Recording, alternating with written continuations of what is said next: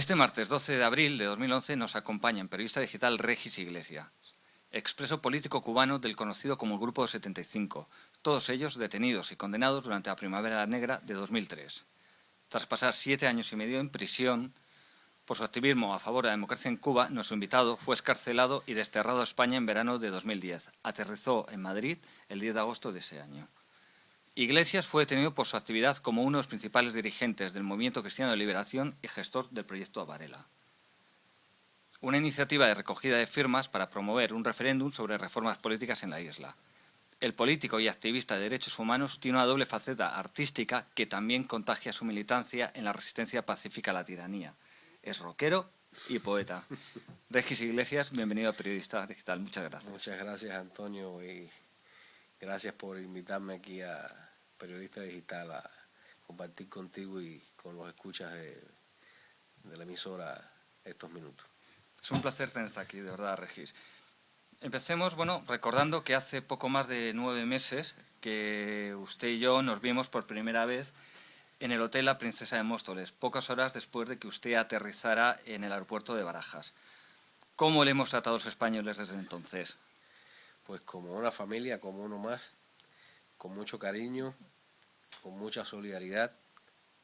He sentido el calor del pueblo español constantemente y me siento como en mi segunda casa. Yo cuando llegué a aquel entonces decía que esta era la patria de nuestros abuelos y conocíamos muchas cosas de esas morriñas que ellos habían trasladado a Cuba y que llegar aquí en la manera que lo hicimos con nuestras propias morriñas y con nuestros propios dolores de exiliados fue muy emocionante todo aquel momento y aún lo sigue siendo. ¿Qué destacarías de este periodo? No sé si en libertad, porque no hay libertad cuando no te dejan volver a tu casa, pero de este periodo fuera de prisión en un país donde hay democracia. Definitivamente,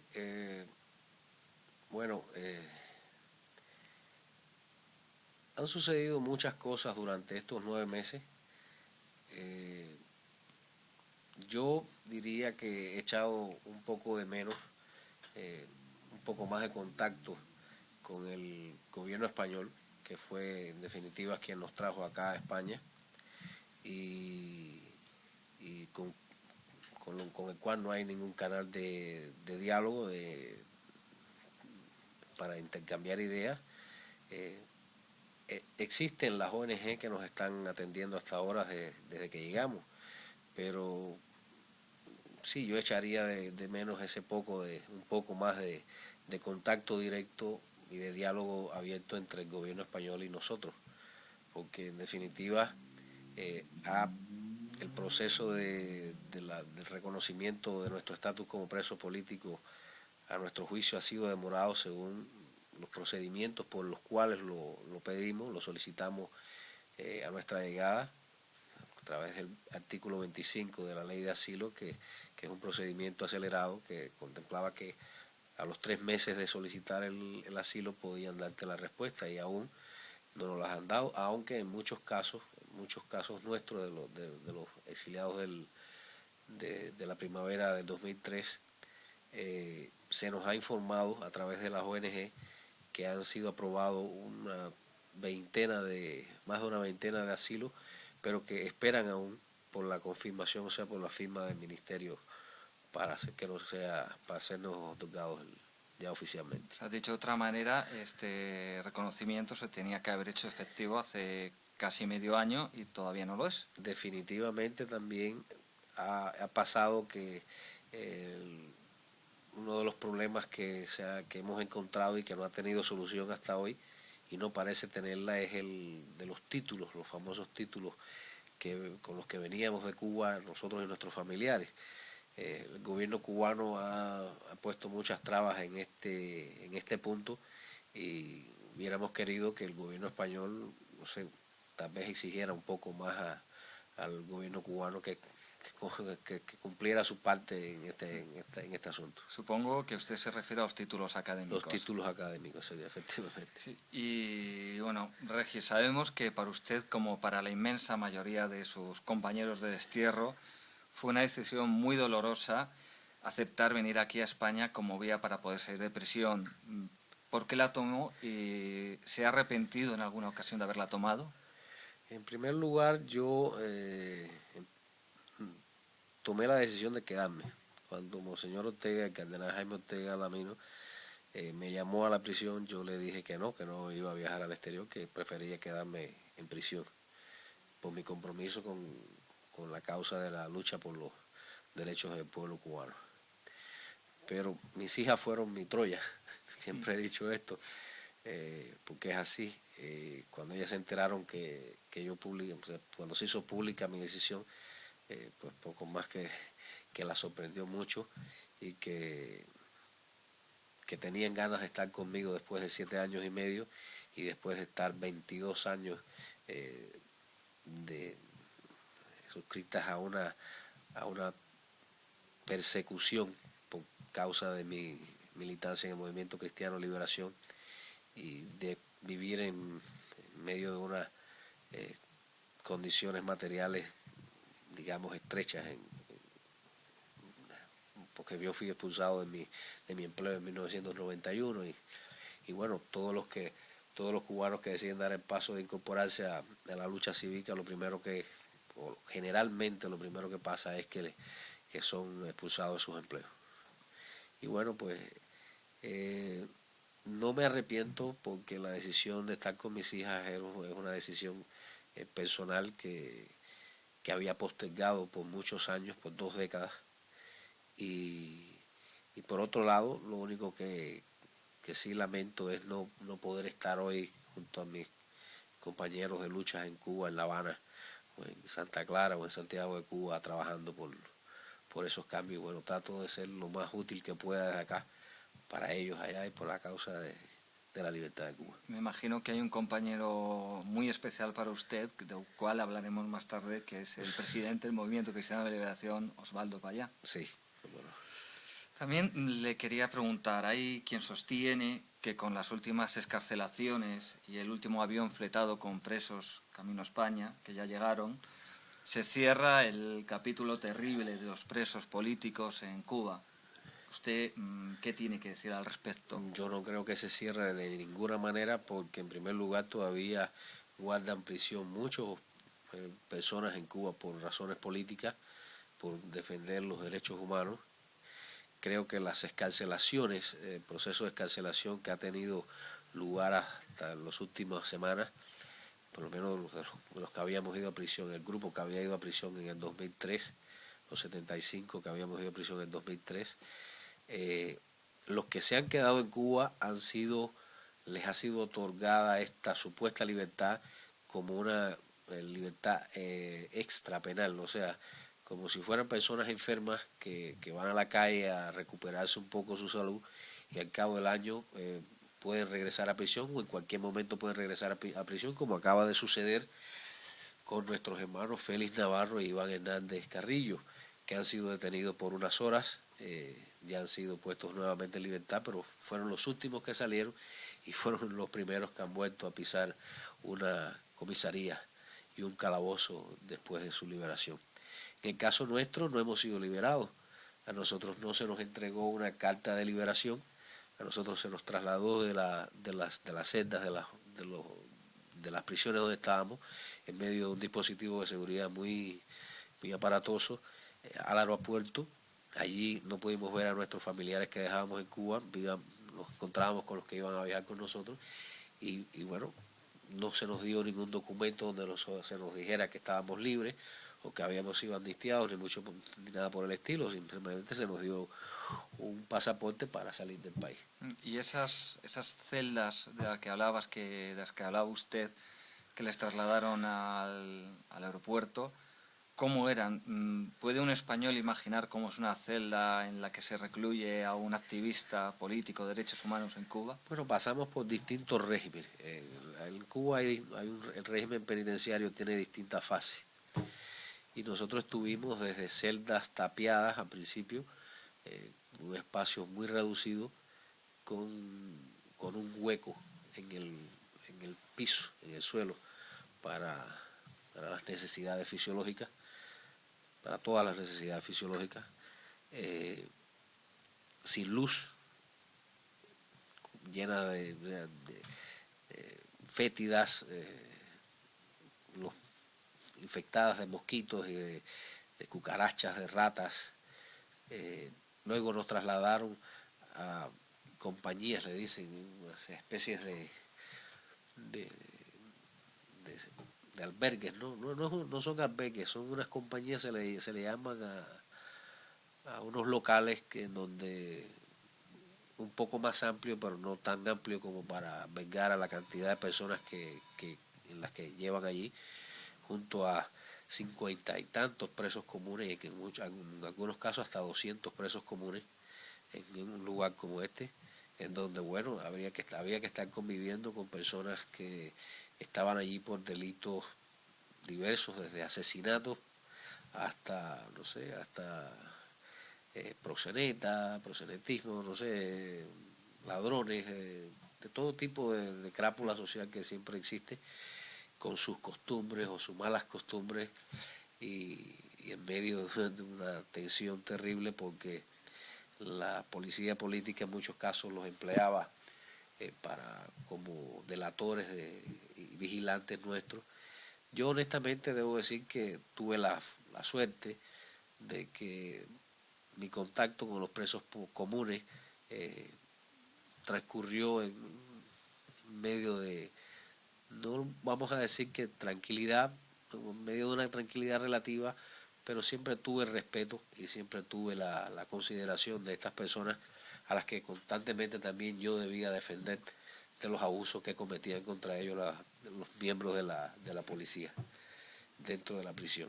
Y entonces, bueno, es un poco complicado, pero bueno, gracias a Dios se sobrevive a eso, y si tienes la fe y la convicción de que estás por una causa justa en ese lugar, pues eso te fortalece y te da ánimos para continuar y enfrentarte a cualquier contrariedad que surja por el camino. Y ahora volvamos a un nombre que ya ha salido antes, Osvaldo Payá. El presidente del Movimiento Cristiano de Liberación fue uno de los demócratas, uno de los opositores que se reunieron hace unos días con el expresidente de Estados Unidos, Carter, en La Habana. ¿Puede decirnos qué le ha contado a usted o a otros miembros de su movimiento, como puede ser Carlos Payá, sobre aquella reunión? Bueno, Osvaldo Payá hizo pública la demanda que le hizo al presidente Carter. Osvaldo le explicó al expresidente norteamericano que el Congreso del Partido no era la solución a los problemas cubanos, pero el Congreso del Partido Comunista de Cuba, que luego de casi 2 décadas se va a celebrar nuevamente, le dijo que la solución para los problemas cubanos la tenían todos los cubanos, no el partido que había creado el problema, no iba a ser la solución al problema, ni el Congreso de ese partido iba por arte de magia a recuperar el prestigio que ha perdido durante 52 años de dictadura. Pero fuimos más que críticos, positivos, en el sentido de que Osvaldo le ha presentado el documento Todos Cubanos, una hoja de ruta para la reconciliación y el cambio, en el cual, bueno, pues una vez más se llama a demandas que toda la oposición dentro y fuera de Cuba está de acuerdo con ella, como son, por ejemplo, el respeto a la libertad de expresión y asociación, el respeto a los derechos humanos, la libertad de los prisioneros políticos, y en medio de este ambiente de reconciliación, fomentar una campaña de elecciones libres que elegiría, no sé, una nueva asamblea constituyente de la cual democrática, de la cual, bueno, se podría redactar una nueva constitución y iniciar ya un nuevo periodo en la transición. Muy vinculado a estos pasos los que usted me habla, a usted y como a gran parte de los miembros del grupo 75 le tuvieron por su actividad y el papel que jugó en el proyecto Varela. ¿Puede explicar brevemente en qué consiste y si aún sigue vigente? Precisamente el proyecto Varela, como tantas iniciativas del Movimiento Cristiano de Liberación desde 1988, han estado encaminadas de la ley a la ley, tomando un poco de la experiencia española, aunque en el caso de Cuba nosotros no vamos a esperar porque sea el poder el que empieza a respetar la ley. En el caso nuestro es el pueblo, el que sea lo que vamos al pueblo para que el pueblo a través de la ley empiece a demandar respeto a la ley y obligue a ese gobierno ilegal que tiene una ley que ni él mismo respeta, pues ir a esa ley y a partir de esa pequeña ley, esa contradictoria ley, lograr la ley de los derechos. Esto es lo que proponía el proyecto Varela en 2002, respaldado por más de 11.020 cubanos, libertad de expresión y asociación, amnistía para los prisioneros de conciencia, libertades económicas para los cubanos, una nueva ley electoral y bueno, elecciones libres 6 meses después de haberse realizado el plebiscito por este proyecto Varela. La reacción fue brutal contra nosotros, pero como ahora en Cuba todavía las causas como en Cuba no hay libertad de expresión ni de asociación, los cubanos no tienen libertades económicas, no están las leyes que llevan a prisión a las personas por motivos de conciencia siguen vigentes, como todavía la ley electoral es excluyente y como no hay elecciones libres, pues sigue vigente el proyecto Varela definitivamente. Porque a usted le detuvieron por participar en el proyecto Varela, pero ¿cuáles fueron los cargos por los cuales, digamos, oficialmente? Las infamias con las que nos llevaron a juicio fueron actos contra la integridad territorial y la soberanía nacional, que comprendía, esto es una ley redactada originalmente desde tiempos de la colonia, que va desde 6 años de prisión hasta pena de muerte. Y bueno, las penas fueron de 6 a 28 años en el caso de nosotros. Parece que voy a recoger firmas para pedir que haya elecciones. No es un acto contra la integridad de ninguna patria. Bueno, pero es un acto de soberanía popular y esto es lo que temen las dictaduras y las tiranías. Y definitivamente, pues ellos sabían, el régimen, a pesar de las contradicciones y de las manchas que le han querido ver como decía Martí, los necios que son los que quieren ver las manchas solo del sol, los que han querido ver manchas en el sol no han sido, o sea, los que han querido ver los defectos que puede tener el proyecto Varela no han sido tan suspicaces como el régimen cubano, que sí se dio cuenta que a través de este tipo de iniciativas, a través de este tipo de proyectos, pierden el poder. Siguiendo con el Movimiento Cristiano de Liberación, ¿qué es el proyecto Heredia que ustedes han lanzado recientemente, en los últimos meses? El proyecto Heredia es casi que un complemento del proyecto Varela, porque el proyecto Varela son los derechos del pueblo cubano a construir una sociedad más justa, a darse nuevas, mejores leyes. El proyecto Heredia es la parte que le faltaba al proyecto Varela. O sea, para votar el proyecto Varela se necesitaba ser ciudadano cubano, vivir dentro de la isla, también para el proyecto Heredia, o sea, para hacerlo proyecto de ley legal dentro de los términos del régimen cubano. Y vamos a recordar que ya el proyecto Varela ha sido votado, ha sido firmado por más de 25.000 cubanos desde que nosotros caímos en prisión. Pero en el caso del proyecto Heredia, debemos decir que los cubanos, para quien no lo sepa, cuando salen del país no pueden regresar a él, a no ser que el gobierno cubano le dé un permiso de entrada a su propio país, con una visa para entrar a su propio país. Los cubanos no pueden residir dentro del propio territorio nacional en el lugar que escojan, porque Cuba está llena de lugares que le llaman zonas congeladas, que son las zonas que el gobierno, los jerarcas del gobierno se han abrogado como sitios de residencia apartados de la chusma proletaria.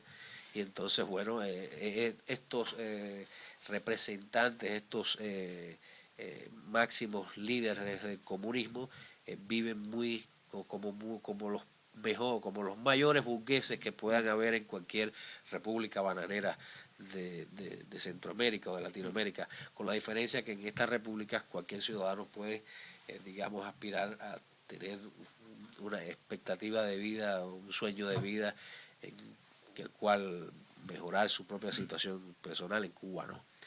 Y también el proyecto Heredia tiene esto, que tiene la anulación de de estas medidas draconianas que cuando un cubano sale de Cuba pierde todas sus propiedades, desde una casa, un automóvil, a una cuchara y un tenedor no sé, como una presilla para colgar la ropa Sí. cuando se va a lavar, todo lo pierde.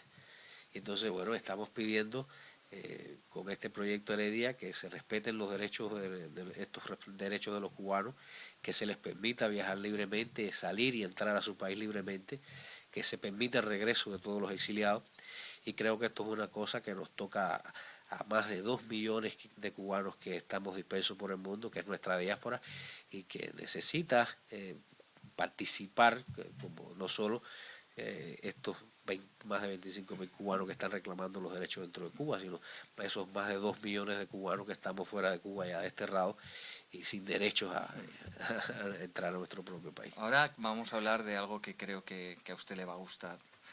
Como rockero que es, usted no podía más que implicarse activamente y jugar un papel importante en el lanzamiento de un disco muy especial. Este es en realidad el nombre del disco, un disco muy especial. Es un disco en el que participan artistas españoles y cubanos, cubanos de fuera y yo creo que es muy importante de dentro de la isla, como son Raudel y Porno para Ricardo. Entonces, me gustaría que usted explicara qué buscan con esta iniciativa y por qué merece la pena que alguien en España o en cualquier otro país, en Nueva York, compre este disco. Bueno, el disco no es de rock, pero bueno. Bueno, pero es música y usted es un músico. Bien, no, me gusta mucho el disco, por supuesto. Y se lo recomiendo a todos que lo compren, Bueno, sobre todo porque es un esfuerzo solidario de, como bien dices, todas estas personas, todos estos músicos españoles, cubanos, entre los que están Alejandro Sanz, Paquito Rivera, Luis Cobo, Celia Cruz. Los derechos los ha cedido su representante, el representante de la fundación. Está Gloria Estefan y Emilio Estefan, está Paquito de Rivera, decía Nacho Cano, y Willy Chirino y Albita Rodríguez, en fin, una serie de artistas cubanos del exilio y de dentro de Cuba, Raudel y Gorky, por supuesto, que bueno, que han unido su arte, su música, en primer lugar para ayudar a sus hermanos desterrados. Esto fue una iniciativa, voy a hacer la historia de cómo surgió, ¿no? Estaba sentado Carlos Payá, también había una canción de Carlos y Osvaldo Payá, que la letra es de Osvaldo y Carlos, y también la han cedido a este esfuerzo solidario. Oscar Gómez, que es uno de los productores musicales cubanos desterrados más importantes, ha ganado 4 o 5 Grammys como productor, sentado con Carlos y ante la petición de Osvaldo desde La Habana de que encontraran maneras de apoyar a los que estábamos llegando, a los prisioneros de conciencia del grupo de los 75 que estábamos llegando a España, a ver qué se podía hacer por nosotros, ¿no? Que recuerda que llegamos con muchas familias, todavía siguen llegando con muchas familias, niños pequeños, que pese a las atenciones primarias que han tenido por parte de las ONG, hay detalles que escapan. Hay personas que aquí detrás de esto ha estado el esfuerzo de muchos españoles solidarios, Natalia Belusova, Leticia Lombardero, el padre Pablo y muchas personas de buena voluntad han tenido que llegar a los hoteles o al hostal donde están los refugiados cubanos a llevar unas cajas de leche o de chores para niños, no sé, de sabanitas, de cunas,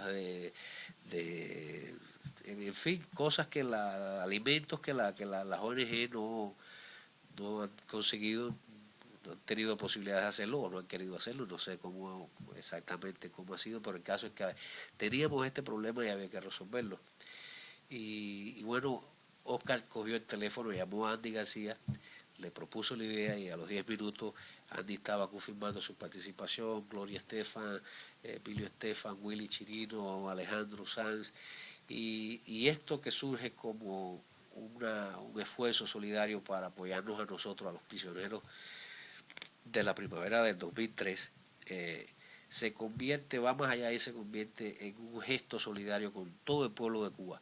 Usted es parte de estos artistas que le están diciendo al pueblo de Cuba estamos con ustedes, estamos con los hombres que han defendido los derechos que ustedes tienen por ser hijos de Dios y por ser seres humanos, y, y, y vamos a estar presentes cada vez que Cuba nos necesite. Habría que explicar que todos los derechos van dedicados a ustedes. Exactamente, han sido cedidos gentilmente por los autores, en el caso de este disco, para estas canciones, que es el producto de la venta sea recogido para los fondos que el CAIP, por ejemplo, el CAIP es el destinatario de esto, del producto de la venta de los discos, porque el CAIP, que es el Comité de Apoyo Internacional Proyecto Varela, es el que ha estado prestando también o gestionando o coordinando toda la ayuda desde el primer momento, desde una camarita fotográfica, un teléfono que se necesitaba cada vez que iba llegando cada uno de los prisioneros. Bueno, tú recuerdas porque tú estabas allí, también fuiste de estas personas que ayudaste. Y bueno, el CAI sin recursos hizo esto, y bueno, era momento de que se pusiera en sus manos este esfuerzo para poder, digamos, paliar un poco la situación y poder dar algún tipo de ayuda un poco más desahogada. Todavía no hemos tenido los resultados de esto, debo decirlo, pero bueno, esperamos que siempre vaya a contribuir definitivamente a una mejor calidad de la ayuda que se pueda prestar a cada uno de los prisioneros de conciencia de la primavera del 2003. Si no me equivoco, el disco se puede adquirir aquí en España en grandes superficies y en tanto en España como en el resto del mundo a través de iTunes. iTunes se puede conseguir en el Corte Inglés, en Carrefour, y en Cuba se podía adquirir de manera gratuita, bajándolo directamente de internet. Podían los cubanos dentro de la isla, lo que esto ha sido bloqueado. Esta por aquí ha sido bloqueada la cosa. Me ha dado pequeños problemas. Sí, esto era lógico. Quería preguntarle también que usted, como hijo de un corresponsal de la agencia de prensa oficial cubana, Prensa Latina, vivió varios años en China. ¿Cree usted posible y aceptable que la dictadura comunista cubana tome un camino de reformas económicas sin cambios políticos similares al que ha emprendido desde hace años el gigante asiático? Yo no sé si será posible o si estará en la mente de los que están ahora de la Junta Militar Cubana, pero totalmente es inaceptable para nosotros, para el pueblo cubano, para los demócratas cubanos, que se venda el futuro de nuestra nación de la manera que lo está tan oprobiosa como es tomar como modelo la sociedad china, donde una casta en el poder lleva desde mediados del siglo pasado marginando a la población civil. Es inaceptable para nosotros que este comunismo salvaje chino sea importado a Cuba. Es inaceptable no solo que el comunismo salvaje de China sea importado, sino el comunismo, el neozarismo salvaje de Rusia, donde estos jerarcas del partido, de la policía política, se han quedado con todo el poder económico, dejando marginados y en un estatus un rezago al pueblo, han dejado rezagado al pueblo de sus derechos económicos, y estas mafias del poder han controlado todo como controlaban antiguamente desde el punto de vista militar en la nación. Pues están haciendo lo mismo con sus pueblos ahora, que son los grandes capitalistas. En Cuba no vamos, ni queremos esto, ni vamos a permitir esto. Por eso es que les deben tanto iniciativas como el proyecto Varela, como el proyecto Heredia, como la solicitud de referéndum, porque van a la raíz del problema, que la raíz del problema en Cuba es que el pueblo nunca ha tenido voz ni participación. Nosotros, a través de estas iniciativas, estamos tratando de devolverle la voz. Y bueno, ahora una pequeña, juguemos a adivinar el futuro, y retomando la primera pregunta, si aquel 10 de agosto de 2010 nosotros nos conocíamos en el Hotel La Princesa de Móstoles, ¿cuándo Regis Iglesias me irá a recibir a un hotel de La Habana, una Habana libre como el resto de Cuba? Te voy a recibir. no te preocupes que dentro de poco te voy a ¿Cuándo? recibir. ¿Te atreves a...? Bueno, no, espérate, yo no soy tampoco un horoscopista, ¿no? Bueno. No soy, pero sí confío en que el pueblo cubano, mira, te digo algo que ya tú sabes, que es que cuando nosotros presentamos las primeras 11.020 firmas de la campaña del Proyecto Varela, éramos alrededor de 150, 140 activistas en todo el país haciendo este trabajo de recopilación, de verificación de las firmas de los ciudadanos. En estos momentos están participando el doble de estos activistas y un poco más en la recogida de firmas por el plebiscito y por el proyecto Heredia. O sea que si van al mismo, digamos, van en la misma secuencia que íbamos nosotros, un poco más, creo que el impacto va a ser mucho mayor si es que antes también las fuerzas represivas, que saben bien qué es lo que le cuesta esto, no hacen lo mismo, que hay peligro de que vuelva a suceder. De hecho, eso es lo que ha estado sucediendo, la represión contra los activistas que están en la campaña de recogida de firmas y las amenazas, las expulsiones del trabajo. Han tomado preso a hijos de los activistas y los han condenado a 12 años de prisión solo por ser hijos de unos activistas del Movimiento Cristiano de Liberación y de las campañas por el referéndum. Pero se mueve. Pues pronto vamos a estar en Cuba. Esperemos que se mueva y que pronto estemos en Cuba. Mediante. Y yo estoy seguro que quieres hacer un pequeño gesto, un pequeño símbolo con la mano que os gusta, que les gusta mucho hacer a ustedes. Pues sí, cómo no. Es el Movimiento Cristiano de Liberación. Es nuestro símbolo. Es nuestra V de Victory. Esta es la L de Liberación, que ha sido la característica del Movimiento Cristiano de Liberación por 22 años. Pues... Es la señal de liberación. Pues muchísimas gracias, don Regis Iglesias. Ha sido un placer tener aquí en Periodista Digital y esperemos que algún día Periodista Digital pueda entrevistarle en Cuba y que pasemos allá también. Y que pasemos por el malecón y otros sitios de aquella preciosa ciudad que es La Habana. Seguro. Gracias, Antonio.